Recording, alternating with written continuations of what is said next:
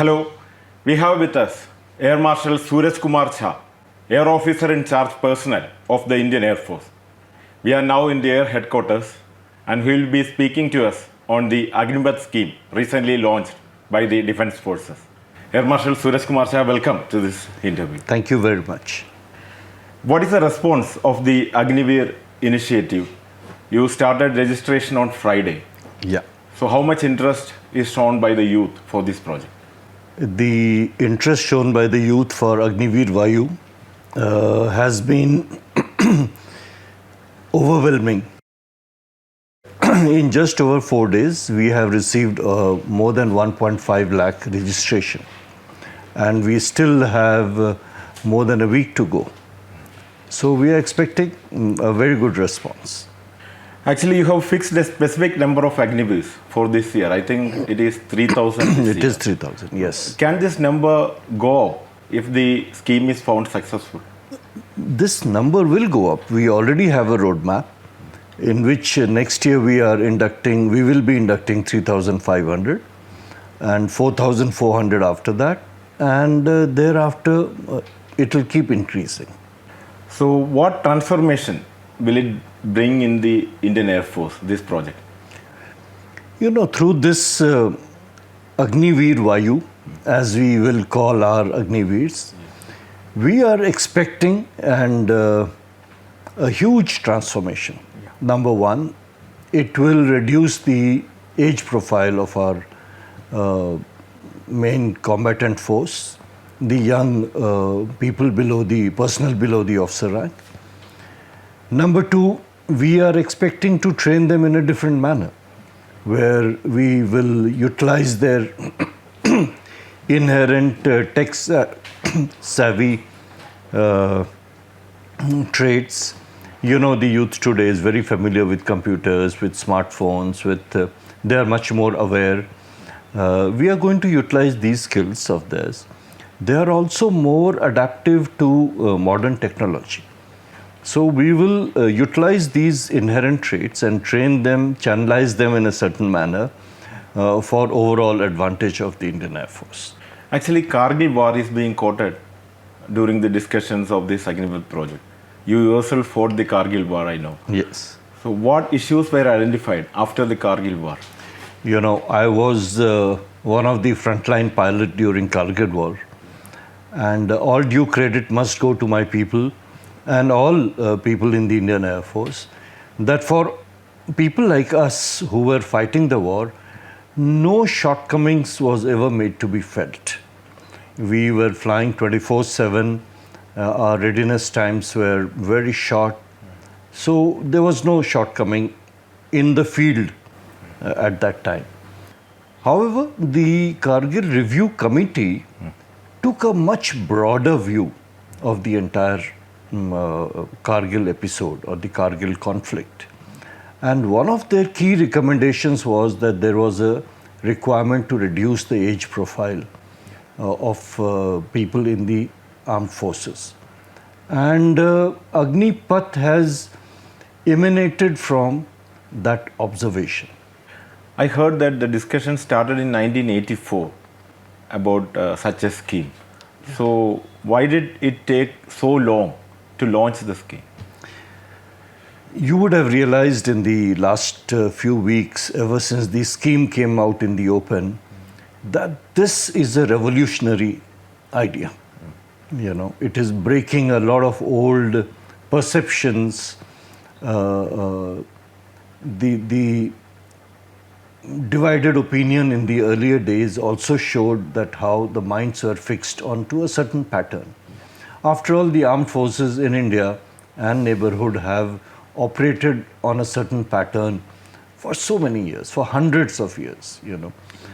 So any such revolutionary change has to go through very deep analysis.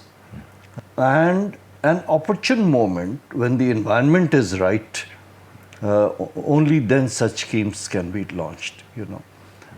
So while it has been in the making for over 30 years, in some form or the other, but the form itself got crystallized in the last few months that 4 years and the numbers, and accordingly the scheme was launched. Even though this scheme is being discussed for more than 30 years, there is a criticism that it was brought without much consultation or discussions. So many opposition parties were saying like that. So how will you counter that? No, not at all. I do not subscribe to this view because there were a series of consultations. Now, you know, in a democracy and in a big democracy like India, it may not be possible to consult each and every person or open such schemes to general public comment, because this is something that the public may not have seen and they may view it in a very different manner. However, internally and with all the stakeholders at multiple levels, including the affected people, the decision makers, the people who have to operate in the field, we have had a series of consultations. So I don't think we missed out on any such thing. But how do you see the protests which happened after launching the scheme? I have maintained that much of the protest was arising either out of ignorance or was manipulated, or because of certain vested interest. You would also have seen that the protests died down as quickly as they came up. Once the scheme was understood in its entirety, most of the people have accepted it, and the response to our opening the registration is the proof. Actually, the main concern expressed during these protests was that after 4 years, these Agniveers have to go out of the service. Why you limited the number to 4 years? You know, 4 years is a very good period. We are taking between 17.5 to 21. It means that the oldest person normally would go out at 25.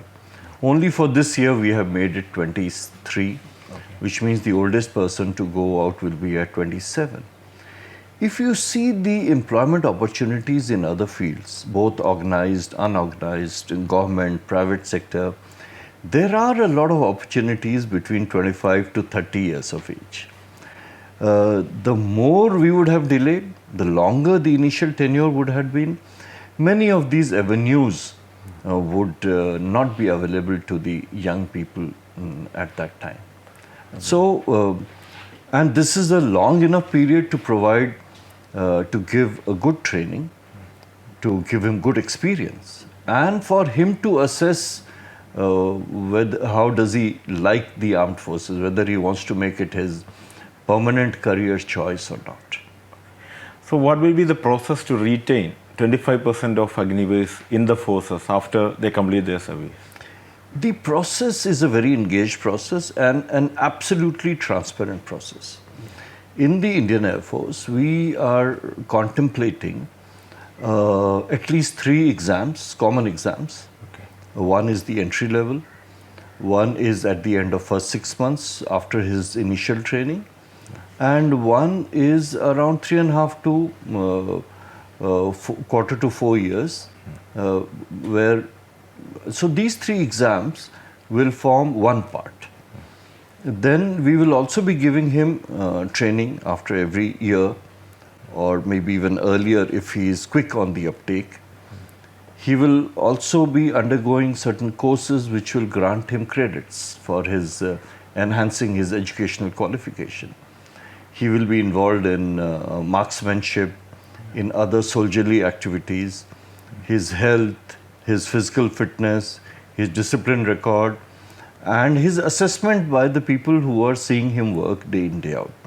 All this will be on a common networked platform. And our assurance is that each Agniveer Vayu will get a level playing field to prove himself. And based on this, we will keep the 25% best suited to IF requirements. Could you elaborate more on what kind of training they will get during these 4 years? You know, the training are of different types. Some part of the training is building his personality, his language, his communication, his dress, the way he walks, the way he talks, the way he conducts himself, discipline. Then there are certain things which are basic soldierly traits, survival skill, firefighting skill, marksmanship, handling of weapons, and parade marching, physical fitness, punctuality, and all that. And then there will be skill training. The skill training will depend upon his aptitude, depend upon his qualifications, and it will be in many fields. Air Force is a very big organization. Our spectrum is extremely wide. So depending upon his interest and the skills that he has, we will be giving him skill-based training in that domain, that area. Okay. What kind of jobs he can expect, sir, after coming? Any job. You name a job, almost any kind of job, from logistic chain management to being electrical and power storage specialist, to accounting services, to maintaining aircraft, to operations, jobs in operations, in the aviation sector, in meteorology, and so many things it can. Actually, Agnipath would form a distinct rank that is different from the existing ranking system in the defense forces. So I think there will be a separate insignia for them having a different rank. So why is their rank different from others? Even today, we have AC, and then a LAC, then a corporal, then a sergeant, then a JWO, warrant officer. So all these are different ranks. Even amongst officers, there are different ranks. So since Agniveer will form a distinct class of people, distinct section of combatants, they will have a separate insignia. We were hearing about one rank, one pension earlier, but the main criticism is that this will go against that theory. Yes, since this is part of the terms and conditions, and the Agniveers are not eligible for pension, so obviously they will not fall in the gamut of one rank, one pension. Yes. So there is a concern that the short service personnel may affect the combat preparation of the defense forces. So how will you counter that criticism? This is again a misconception. As has been brought out time and time again, that ultimately we will be retaining people from among the Agniveer.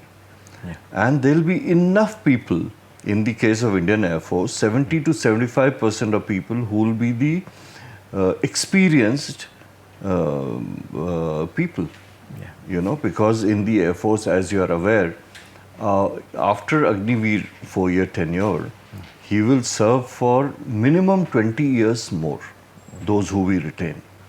And thereafter, depending upon his choice and the rank that he attains, he will continue up to superannuation.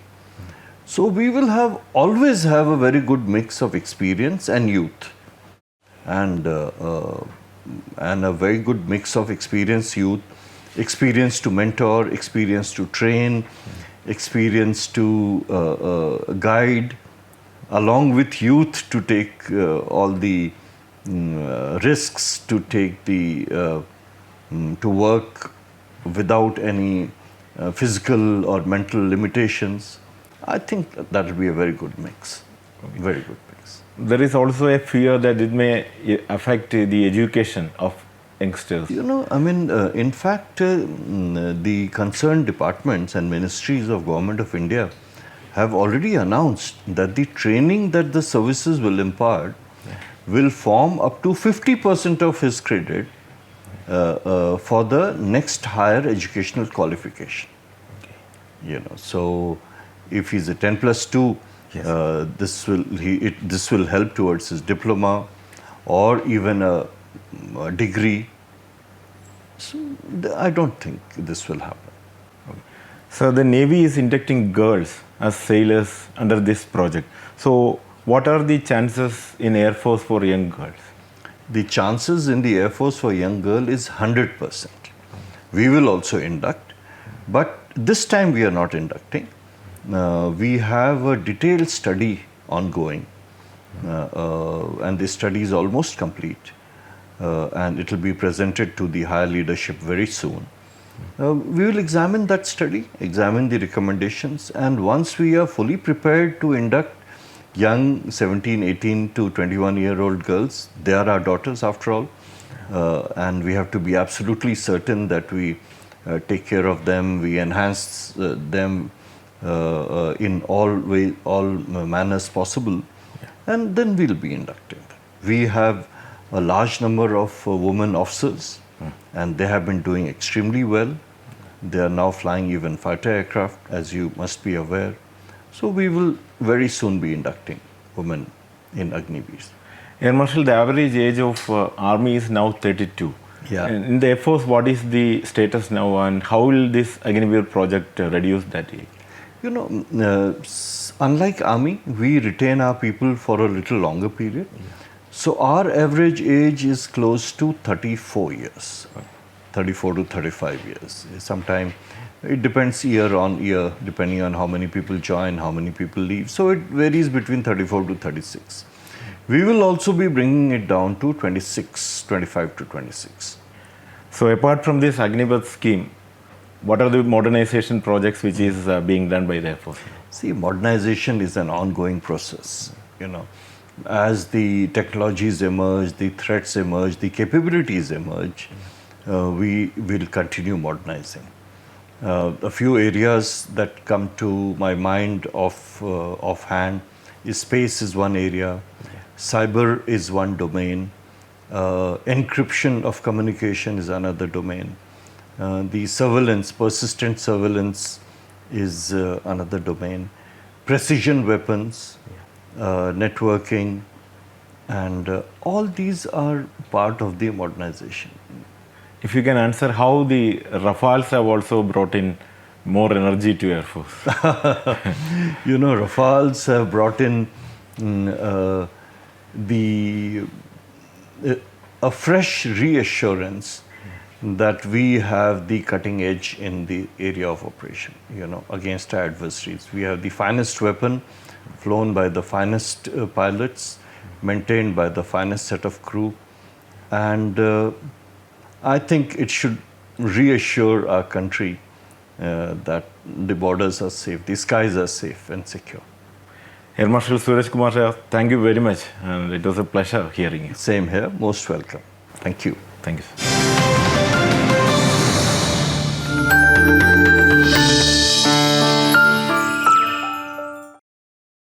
আমাদের video ভালো লাগলে like এবং share করুন, comment সেকশনে গিয়ে জানান আপনাদের মতামত। আরও ভিডিও পেতে আমাদের চ্যানেল সাবস্ক্রাইব করুন এবং প্রতি মুহূর্তে খবরের আপডেট পেতে প্রেস করুন বেল আইকন।